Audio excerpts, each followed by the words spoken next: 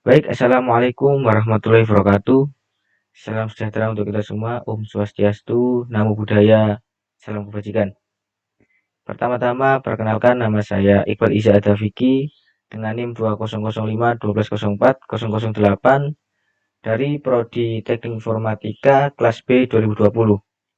Di sini saya akan menjelaskan singkat mengenai komponen penyusun jaringan yang mencakup beberapa aspek atau poin, diantaranya komponen dasar jaringan LAN, perbedaan hub switch dan router, modem, UTP dan STP, standar warna kabel, tipe susunan kabel, strike crossover kabel, fiber optic kabel, perbedaan single mode dan multi mode, optic fiber core diameter, fiber optic kabel dengan twister pair, tipe konektor fiber optic, media converter, dan perbedaan GBIC dengan SFP atau SFP+.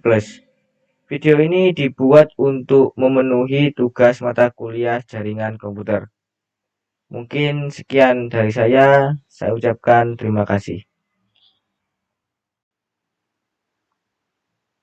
Baik, di sini saya akan membuat untuk kabelnya. Jadi kita persiapkan aplikasinya ini. Untuk kabelnya kita buka dulu. Setelah itu kita atur dulu untuk penempatannya. Ada pada pembahasan materi berikutnya. Kenapa kok harus diatur seperti itu?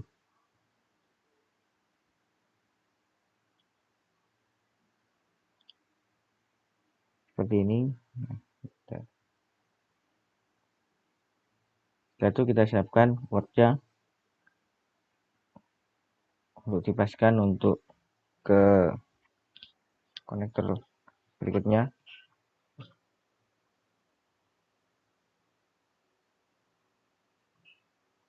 Kita pilih kabel strike A dan jadi.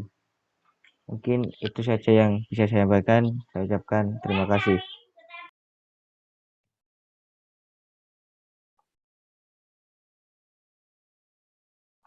Baiklah, di sini saya akan menjelaskan mengenai komponen penyusun jaringan. Komponen dasar jaringan LAN dibagi beberapa bab. Yang pertama ada software. Software sendiri adalah istilah untuk data yang disimpan secara digital, termasuk program komputer dan berbagai informasi yang bisa dibaca dan ditulis oleh komputer. Contoh sistem operasinya adalah Windows, Linux, dan lain-lain. Selanjutnya, hardware adalah bagian fisik komputer yang dibedakan dengan data yang berada di dalamnya atau yang beroperasi di dalamnya. Alat jaringan adalah transformasi data sehingga perangkat bersangkutan dapat beroperasi. Selanjutnya USB modem. Alat yang dapat mengkoneksikan internet tanpa menggunakan kabel jaringan telepon. Selanjutnya ada wireless router. Berfungsi untuk meneruskan paket-paket dari sebuah network ke network lainnya, baik dari jaringan LAN ke LAN atau LAN ke WAN. Selanjutnya switch atau hub. Perangkat dari jaringan komputer yang berfungsi sebagai penyambung data antara satu koneksi ke koneksi lainnya. Router merupakan alat yang mengirimkan paket data melalui sebuah jaringan atau internet menuju tujuannya. Selanjutnya di sini ada kabel UTP, salah satu perangkat keras komputer yang digunakan untuk menghubung atau transmisi data, dan kabel STP yang merupakan upgradean dari UTP itu sendiri karena ada tembaga pembungkus setiap pelindung yang terbuat untuk melapisi pelindungnya. Selanjutnya switch.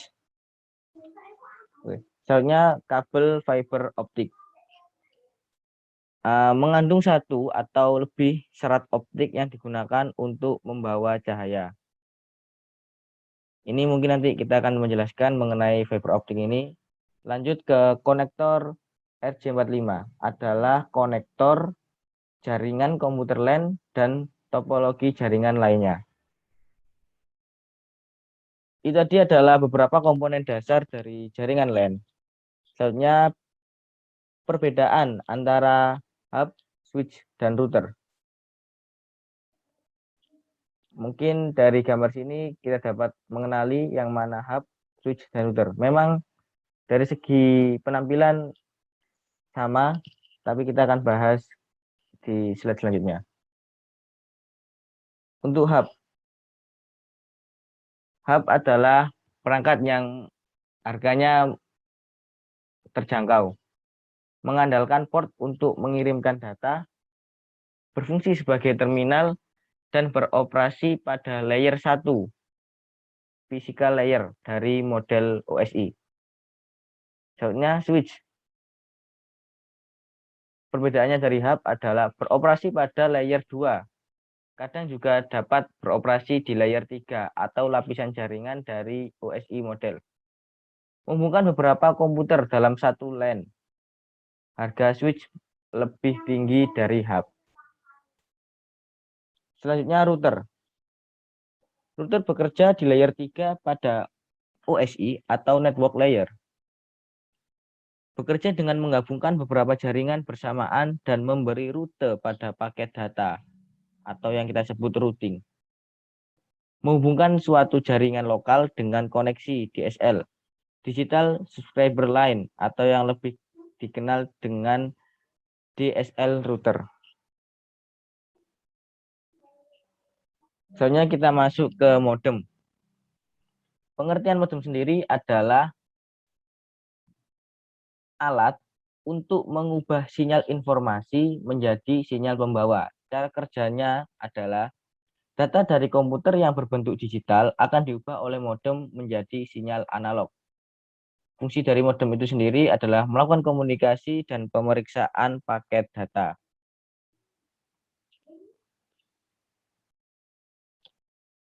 Jenis-jenis modem berdasarkan teknologinya. Yang pertama ada modem analog, lalu modem digital subscriber line, modem kabel, modem CDMA, dan modem GSM. Kita masuk ke pembahasan berikutnya, yaitu jenis-jenis kabel. Di sini kita membagi ada dua, yaitu kabel UTP dan kabel STP. Mungkin dari segi penampilan ada perbedaan yang dapat kita simpulkan. Berikutnya kita akan lihat slide selanjutnya. Kabel UTP merupakan singkatan dari Unsigned Twister Pair. Kabel ini dilengkapi dengan pelindung aluminium. Dilengkapi dengan 8 buah kabel dengan warna unik di setiap kabel, lalu disusun berlilitan pada tiap pasang warna hingga menjadi 4 pasang. Kabel UTP digunakan pada jaringan LAN. Untuk jenis-jenisnya ada strike through, kabel crossover, dan rollover. Sedangkan jika dilihat dari kategori 1 sampai dengan kategori 7. Karakteristik dari kabel UTP terdapat isolator pelindung luar. Bandwidth maksimal kabel UTP sampai 100 Mbps. Maksimal panjang kabel hanya sampai 100 meter. Jika lebih dari itu akan membutuhkan repeater jaringan menggunakan soket RJ45. Selanjutnya masuk ke kabel STP.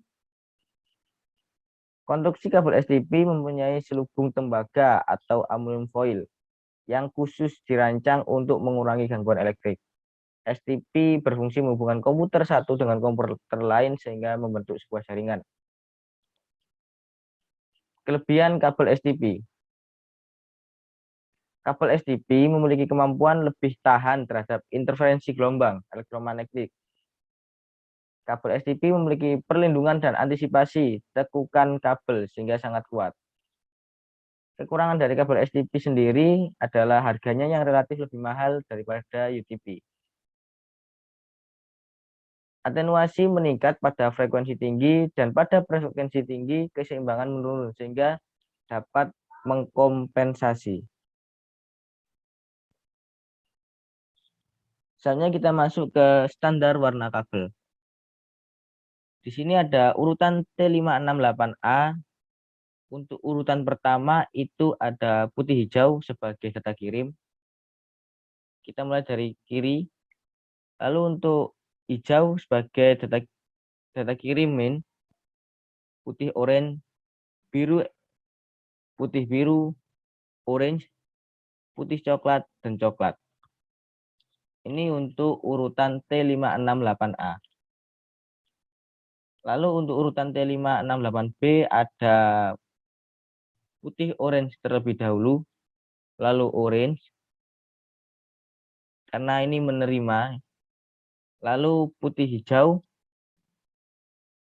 biru, putih biru, hijau, putih coklat, dan coklat.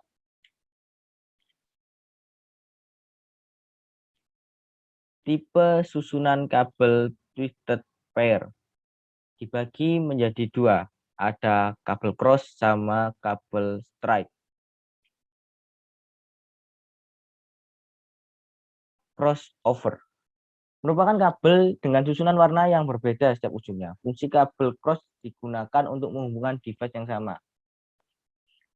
Penggunaan dari kabel cross contohnya menghubungkan komputer, menghubungkan switch, menghubungkan hub, dan lain-lain. Selanjutnya masuk ke kabel stripe, merupakan jenis kabel yang memiliki cara pemasangan yang sama antara ujung satu dengan ujung lainnya. Penggunaan dari kabel stripe sendiri adalah komputer dengan switch jaringan, komputer dengan hub jaringan, komputer dengan router jaringan, dan lain-lain.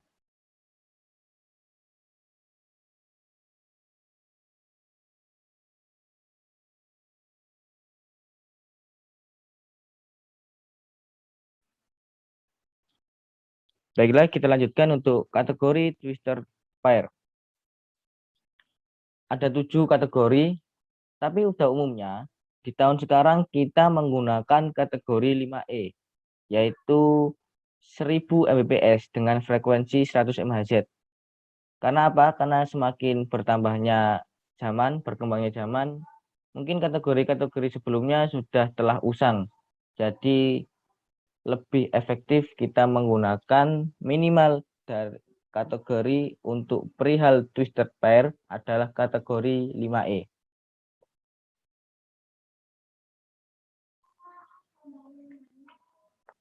Fiber optic cable.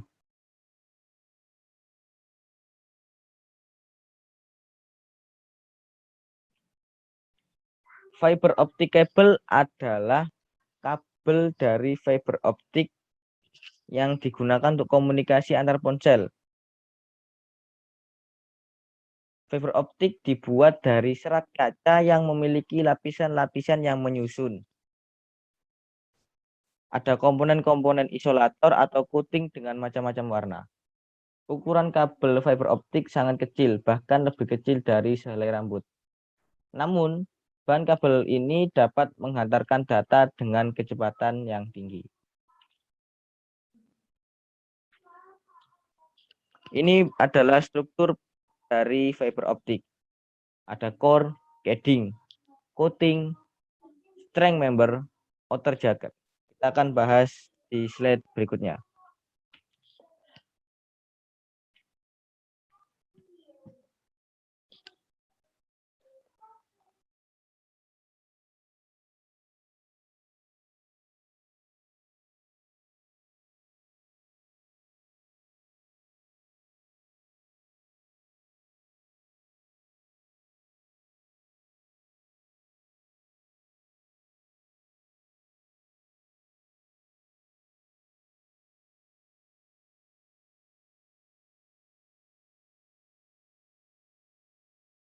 Di sini saya akan menjelaskan mengenai komponen fiber optik.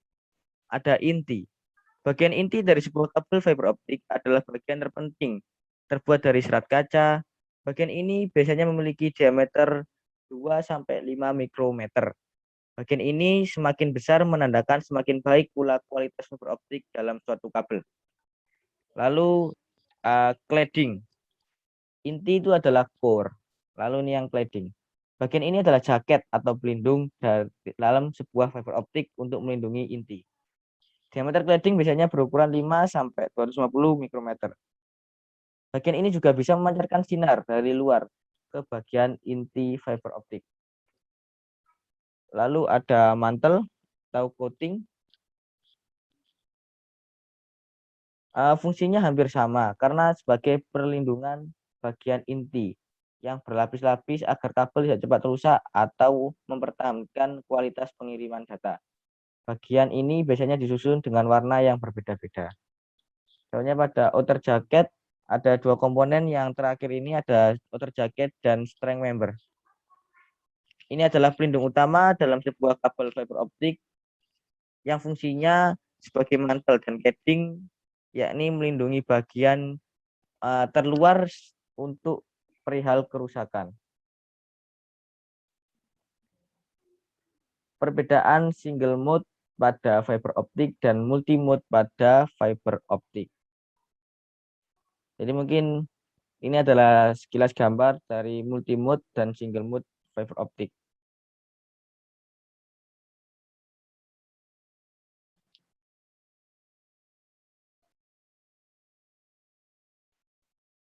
Perbedaan mendasar dari single mode dan multi mode adalah pada transmisinya. Transmisi pada single mode tunggal yang memiliki maksud fiber handnya bisa melalui satu inti untuk menyebarkan cahaya. Jadi untuk single mode cuma satu inti. Sedangkan untuk multi mode, kabel ini memiliki transmisi banyak hingga bisa menyebarkan cahaya dalam satu waktu. Ukuran inti kabel optik ini lebih besar, yakni sekitar 625 mikrometer.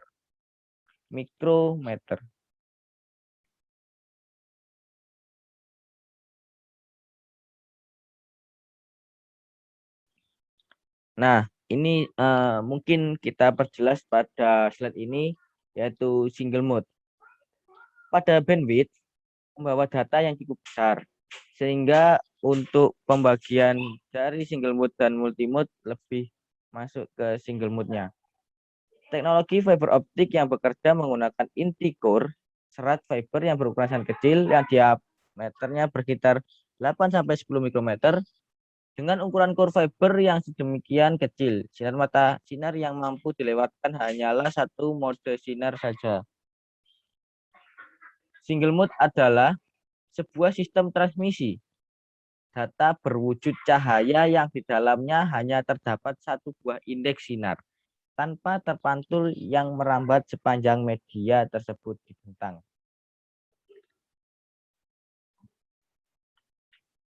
Soalnya multimode. Teknologi fiber optik yang menggunakan ukuran core yang cukup besar dibandingkan dengan single mode. Ukuran core kabel multimode secara umum adalah sekitar 50 sampai 100 mikrometer.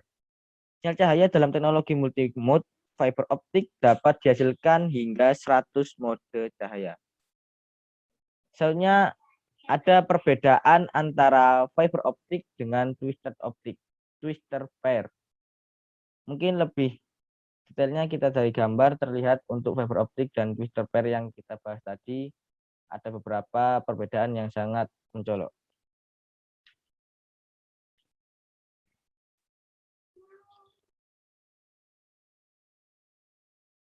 Untuk kabel twister pair adalah sebuah bentuk kabel di mana konduktor dengan tujuan untuk mengurangi atau meniadakan interferensi elektromagnetik luar seperti radiasi elektromagnetik dari kabel.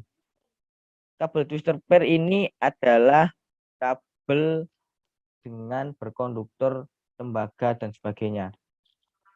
Karakter dari kabel twister pair ini kecepatan transfer data sampai 10 Mbps. Konektor yang biasa digunakan adalah RJ11 atau RJ45. hanya dapat menangani satu channel data, yaitu baseband.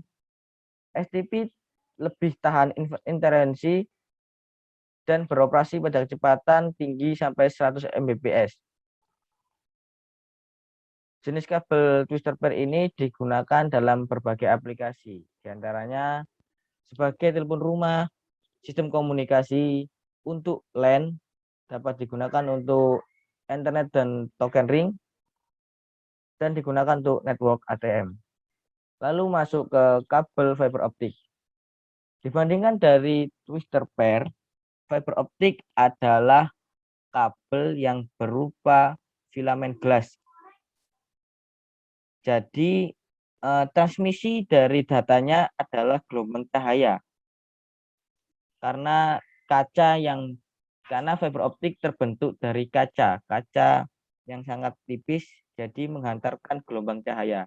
Sedangkan dari twister pair sendiri adalah berbentuk konduktor atau tembaga dan sebagainya.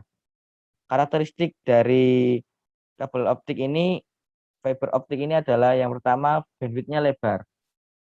Harganya lumayan mahal dan tidak mempunyai resistensi dan loss. Selanjutnya untuk terganggunya cuaca tidak mempengaruhi. Merupakan salah satu kabel utama di masa depan. Bertindak sebagai bumbung gelombang dan ukuran lebih kecil dan tentunya lebih ringan. Kabel fiber optik mempunyai beberapa kelebihan, diantaranya kapasitas bandwidth-nya yang lebih besar, jarak transmisi yang lebih jauh, 2-60 km, kebal terhadap intervensi elektromagnetik. Mungkin itu dari perbedaan fiber optik dan twister pair. Kita akan lanjut ke materi selanjutnya. Tipe konektor fiber optik.